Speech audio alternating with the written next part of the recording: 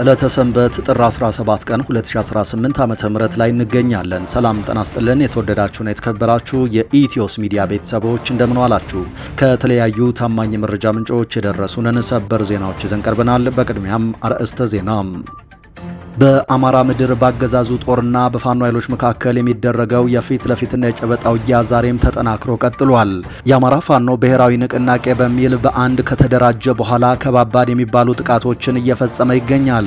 በዛሬው ዕለትም መነሻቸውን ካለፋ ጣቁሳ አጸደ ማርያም ከተማ አድርገው ሲንቀሳቀሱ በነበሩ የአገዛዙ ወታደሮች ላይ ፋኖ በፈጸመው የቆረጣ ጥቃት በርካቶች ሙትና ቁስለኛ መደረጋቸው ተሰምቷል።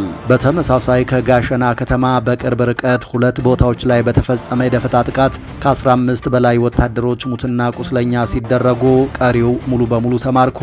በዝርዝር መረጃችን ትሰሙታላችሁ።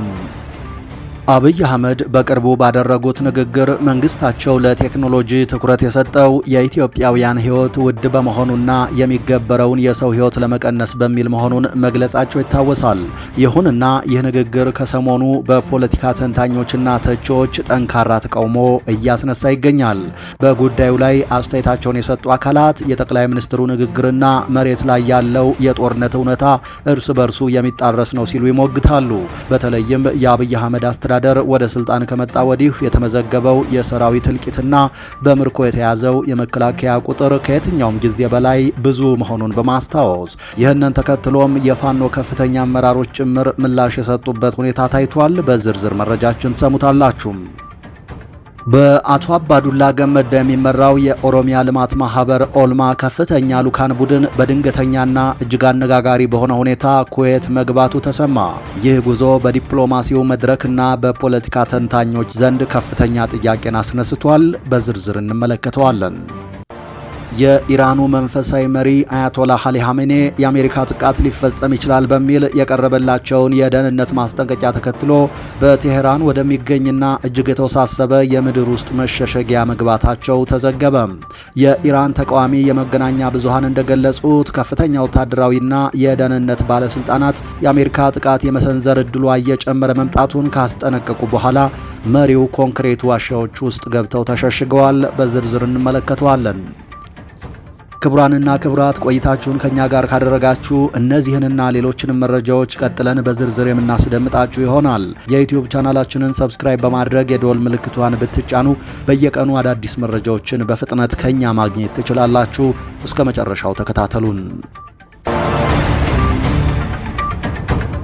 በአማራ ምድር ባገዛዙ ጦርና በፋኖ ኃይሎች መካከል የሚደረገው የፊት ለፊትና የጨበጣ ውጊያ ዛሬም ተጠናክሮ ቀጥሏል። ፋኖ ወደ አንድ ከመጣና የአማራ ፋኖ ብሔራዊ ንቅናቄ በሚል ከተደራጀ በኋላ የሚፈጽማቸው ጥቃቶች እጅጉን በርትተዋል። መነሻቸውን ካለፋ ጣቁሳ አጸደ ማርያም ከተማ አድርገው ሲንቀሳቀሱ በነበሩ የአገዛዙ ወታደሮች ላይ ፋኖ በፈጸመው የቆረጣ ጥቃት በርካቶች ሙትና ቁስለኛ ተደርገዋል። ወታደሮቹ በሁለት ቡድን ተከፋፍለው ፊትና ኋላ በመሆን በሚሊሻ መሪነት በከተማዋ ዙሪያ በሚገኙ ገጠራማ መንደሮች ላይ እየተንቀሳቀሱ እንዳለ ነው ከባድ የሆነ የቆረጣ ጥቃት ተከፍቶባቸው የአፈር ሲሳይ ሆነው የቀሩት። ያገዛዙ ወታደሮች አንቺ ወዲያ ማዶ እኔ ወዲህ ማዶ ሳንገናኝ ቀረን ወረደብንና ቦምብ እንደበረዶ በሚል በሲቃ ተሞልተው ያንጎራጎሩበት አውደ ውጊያ ነው የተደረገው ሲል የአማራ ፋኖ ብሔራዊ ንቅናቄ አስታውቋል። በተመሳሳይ ከጋሸና ከተማ በቅርብ ርቀት ገጣጢትና አረቢት በተባሉ ሁለት ቦታዎች ላይ በተፈጸመ የደፈጣ ጥቃት ከ15 በላይ ወታደሮች ሙትና ቁስለኛ ሲደረጉ በርካታ ወታደሮች ደግሞ እጅ መስጠታቸው ታውቋል። ገጣጢት በተባለው ቦታ ከተፈጸመው የደፈጣ ጥቃት ለማምለጥ ሲሸሹ የነበሩ ወታደሮች አረቢት በተባለ ቦታ በፋኖ 360 ዲግሪ ተከበው ሙሉ በሙሉ እጅ መስጠታቸውን የቀጠናው ዘጋቢዎች አረጋግጠዋል።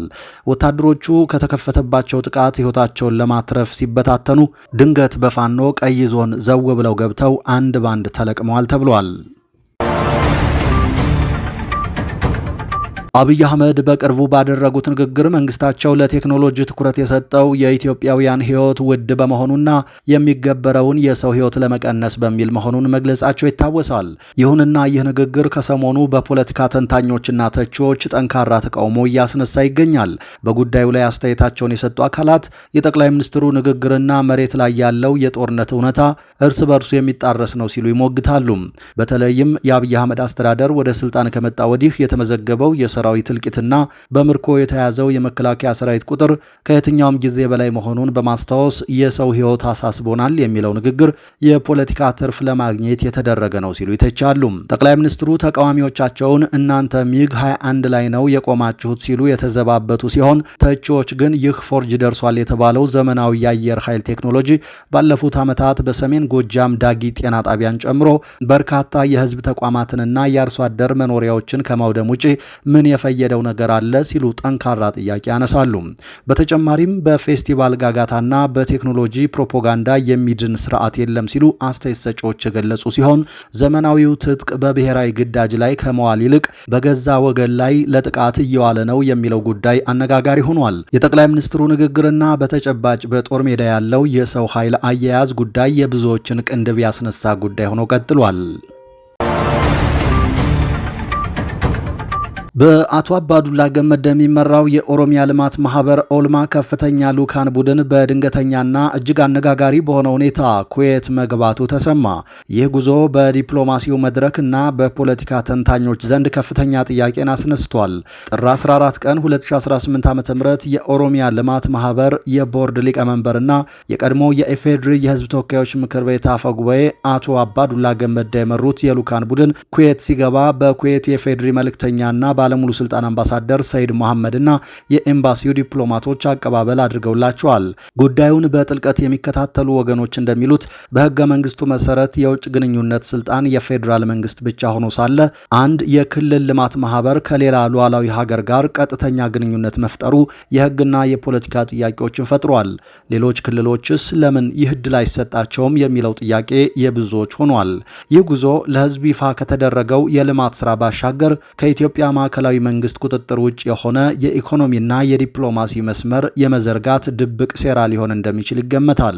የኦሮሚያን ክልል ከፌዴራል መንግስቱ በጀት ጥገኝነት ለማላቀቅና ቀጥተኛ የውጭ ምንዛሬና የኢንቨስትመንት ፍሰት ከኩዌትና ከመካከለኛው ምስራቅ ለማግኘት ያለመ ስትራቴጂ ሊሆን እንደሚችል ተነግሯል።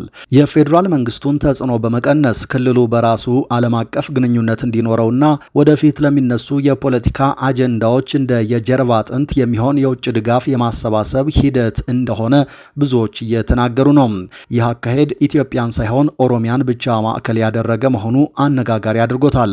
አካሄዱ የሀገሪቱን አንድነት ይፈታተናል ወይስ የክልሎችን የመልማት መብት ያሳያል? እርስዎ ምን ያስባሉ? ሐሳቦን ኮሜንት ላይ ያስፍሩልን።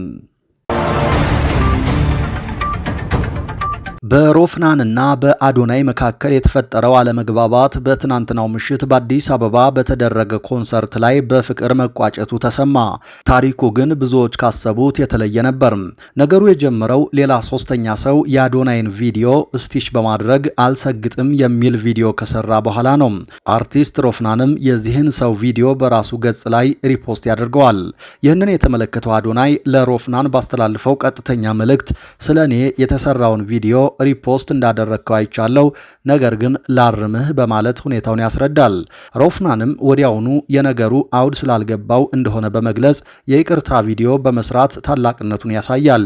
ይህ በማህበራዊ ሚዲያ የተጀመረው መስተጋብር ትናንት ምሽት በአካል ተገናኝተው በመተቃቀፍና በመሳሳቅ ፍጻሜውን አግኝቷል። አዶናይ በድፍረት በመጠየቁ ሮፍናን በትህትና ይቅርታ በማለቱ በመጨረሻም ሁለቱም በፍቅር በመገናኘታቸው አሸናፊ ሆነዋል። መግባባትና ይቅርታም ለሁሉም ይበጃልና። የኢራኑ መንፈሳዊ መሪ አያቶላህ አሊ ኻሜኔ አሜሪካ ጥቃት ልትፈጽም ትችላለች በሚል የቀረበላቸውን የደህንነት ማስጠንቀቂያ ተከትሎ በቴህራን ወደሚገኝና እጅግ የተወሳሰበ የምድር ውስጥ መሸሸጊያ መግባታቸውን ኢራን ኢንተርናሽናል ቅዳሜ ዕለት ዘግቧል። የኢራን ተቃዋሚ የመገናኛ ብዙሃን እንደገለጹት ከፍተኛ ወታደራዊና የደህንነት ባለስልጣናት የአሜሪካ ጥቃት የመሰንዘር እድሉ እየጨመረ መምጣቱን ካስጠነቀቁ በኋላ መሪው ወደ ጠንካራ የኮንክሪት ዋሻዎች ገብተዋል። ይህንን ተከትሎም የዕለት ተዕለት የአመራር ስራውን ሶስተኛ ልጃቸው ማሱድ ካሚኔ እንደተረከቡና ከመንግስት አስፈጻሚ አካላት ጋር የሚደረገው ግንኙነት በእርሳቸው በኩል ብቻ የተደረገ መሆኑ ተዘግቧል። ይህ የኢራን ባለስልጣናት ስጋት የጨመረው የአሜሪካው ፕሬዝዳንት ዶናልድ ትራምፕ አርብ ዕለት የሰጡትን አስተያየት ተከትሎ ነው። ፕሬዝዳንቱ በርካታ የአሜሪካ መርከቦች ወደ ኢራን እያቀኑ ነው፣ ነገር ግን ልንጠቀምባቸው እንደማይገባ ተስፋ አድርጋለሁ ሲሉ ተናግረዋል። የኢራን ባለስልጣናት በበኩላቸው ለማንኛውም ጥቃት ከባድ ምላሽ እንደሚሰጡ እየዛቱ ነው። አንድ ከፍተኛ የኢራን ባለስልጣን ማንኛውም ጥቃት በእኛ ላይ እንደታወጀ ሙሉ ጦርነት ይቆጠራል ሲሉ ተናግረዋል። በተጨማሪም የኢራን ብሔራዊ ደህንነት ኮሚሽን በኻሜኔ ላይ የሚሰነዘር ማንኛውም ጥቃት የጂሃድ አዋጅ እንደሚያስከትል ማክሰኞ ዕለት አስጠንቅቋል። የኢራኑ ፕሬዝደንት ማሱድ ፔዝኬሽያን በበኩላቸው በመሪው ላይ የሚደረግ ጥቃት በኢራን ሕዝብ ላይ እንደታወጀ ጦርነት ነው ብለዋል። ይህ ውጥረት የመጣው በኢራን ውስጥ የተቀሰቀሰው ህዝባዊ ተቃውሞና መንግስት እየወሰደ ያለው የኃይል እርምጃ በቀጠለበት ወቅት ነው።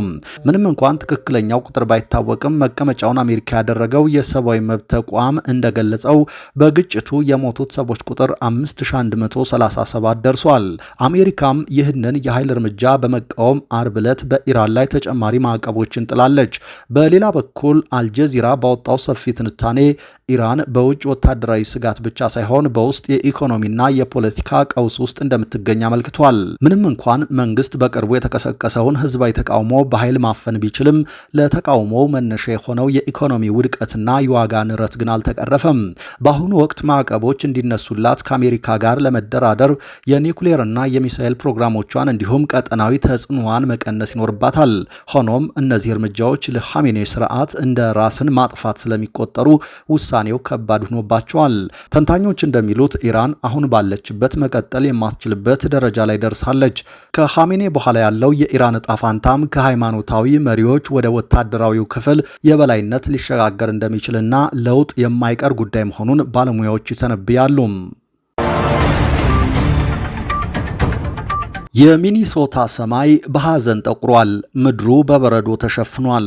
የአካባቢው አየር አጥንት ሰብሮ የሚገባ ደም የሚያርገፈግፍና እስትንፋስን የሚያቆም አስፈሪ ቅዝቃዜ ያዘለ ነው።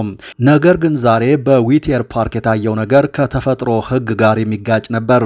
ያ አጥንት የሚሰብር ውርጭ በህዝቡ ልብ ውስጥ የተለኮሰውን የቁጣ እሳት ማቀዝቀዝ አልቻለም። በፌዴራል ወኪሎች አይሲ የተፈጸመውን አስደንጋጭ የግድያ እርምጃ ተከትሎ የሚኒሶታ የስደተኞች መብት ተሟጋች ኮሚቴ ባደረገው ጥሪ ዊቴር ፓርክ በሰው ጎርፍ ተጥለቅልቃለች። ቅዝቃዜው ፊትን እየለበለበ ነፋሱ እንዳለንጋ እየተጋረፈ ህዝቡ ግን ሞት ይብቃ እያለ አደባባዩን አሞቀው። የህዝቡ ቁጣ ፓርኩ ጠቦታል። ያ በውርጭ ውስጥ የፈላው የህዝብ ማዕበል ወደ ምስራቅ 27ኛ መንገድ እየገሰገሰ ነው። ድምጻቸው ከበረዶው ነፋስ በላይ ጎልቶ ይሰማል። የኢሚግራንት ዲፌንስ ኔትወርክ ወሳኝ ሰው ኤድዊን ቶሬስ ዴ ሳንቲያጎ በህዝቡ ፊት ቆሞ ሲናገር ድምፁ የሚኒያፖሊስን ቅዝቃዜ ሰነጠቀው። ንግግሩ የልምምጥ አልነበረም። ስማኝ፣ ይህ እኮ እንደተለመደው ሻማ ብርቶ እምባራግፎ የመለያየት ሌላ የለቅሶ መርሃ ግብር አይደለም። ወገኖቼ ንቁ ሲል ኤድዊን አንባረቀም። ይህ የታሪክ መለወጫ ነጥብ ነው። ይህ ዝምታው የሚያበቃበት፣ ጭቆናው የሚሰበርበት የመጨረሻው ምዕራፍ ነው። የሚኒሶታ ቅዝቃዜ እየባሰ ቢሄድም የሰልፈኛው ቁጣ ግን እንደ እሳተ ገሞራ እየተንተከተከ መንገዱን ቀጥሏል። በኢራን ፓርላማ የብሔራዊ ደህንነትና የውጭ ጉዳይ ፖሊሲ ኮሚሽን አባል የሆኑት ሳላር ቬላያት ማዳር በኢራንና በባላንጣዎቿ መካከል ጦርነት በየትኛውም ሰዓት ሊፈነዳ ይችላል ሲሉ አስጠነቀቁም። የምክር ቤትና የደህንነት ኮሚሽን አባሉ እንዳሉት የኢራን እስላማዊ ሪፐብሊክ ጦርነት እንደሚመጣ ለዓመታት ስትጠብቅ ነበረ በማለት ባለፈው ዓመት ሰኔ ከእስራኤል ጋር ለ12 ቀናት የተካሄደውን ጦርነት አስታውሰዋል። ከዚያም በኋላ ኢራን በዚህ ጦርነት ውስጥ ናት በማለት የጦርነቱ እሳት ያልጠፋ ሲሆን የሚዲያ የፖለቲካና የመግለጫው ጦርነት ቀጥሏል ብለዋል። ከቀናት በፊት የአሜሪካው ፕሬዝደንት ዶናልድ ትራምፕ ግዙፍ የአሜሪካ የጦር አውሮፕላን ተሸካሚ መርከብ ኢራን ወደምትገኝበት ቀጠና ማሰማራታቸውን ተናግረዋል። ባለስልጣኑ ጨምረውም በቅርቡ በመላው ሀገሪቱ በተካሄደው ተቃውሞ የታሰሩትና የተጎዱት ሰዎች ቁጥር ቀደም ሲል ከነበረው ተቃውሞ ጋር ሲነጻጸር ከ3 በመቶ ያነሰ ነው ሲሉ ጉዳቱን ዝቅ አድርገውታል። ይህ ንግግራቸው የተሰማው በተቃውሞው ወቅት የተገደሉ ሰዎች ከዚህ በፊት ታይቶ በማይታወቅ ሁኔታ ከፍተኛ ነው የሚሉ ዘገባዎች መውጣታቸውን ተከትሎ ነው። የፓርላማው የብሔራዊ ደህንነት ኮሚቴ አባሉ ጨምረውም ተቃዋሚዎቹ ከእስራኤል የደህንነት ተቋማት ድጋፍ የሚደረግላቸው ናቸው በማለት ከሰዋል። ተቃዋሚዎቹ ለጥቂት ቀናት አስቸጋሪ ሁኔታን ከመፍጠር በዘለለ ያደረጉት ነገር የለም፣ የተቀደሰውን እስላማዊ ሪፐብሊክ ጫፍ አልነኩም በማለት ተቃውሞውን አጣጥለውታል። በምጣኔ ሀብት ቀውስና በሀገሪቱ ገንዘብ የመግዛት አቅም መዳከም ምክንያት ከ3 ሳምንት በላይ በበርካታ የኢራን ከተሞች በተካሄደው ህዝባዊ አመጽ የተረጋገጠ መረጃ ማግኘት ባይቻልም በሺዎች የሚቆጠሩ ሰዎች መገደላቸውን የሰብአዊ መብት ድርጅቶች ገልጸዋል። የተወደዳችሁ የዩቲዩብ ቻናላችን ቤተሰቦች ለዚህ ሰዓት ያዝናቸው አዳዲስ ሰበር መረጃዎች እነዚህ ነበሩ። ከቆይታ በኋላ በሌሎች መረጃዎች ድጋሚ እንገናኛለን። እስከዛው በያላችሁበት ሰላም ጊዜ ተመኘን።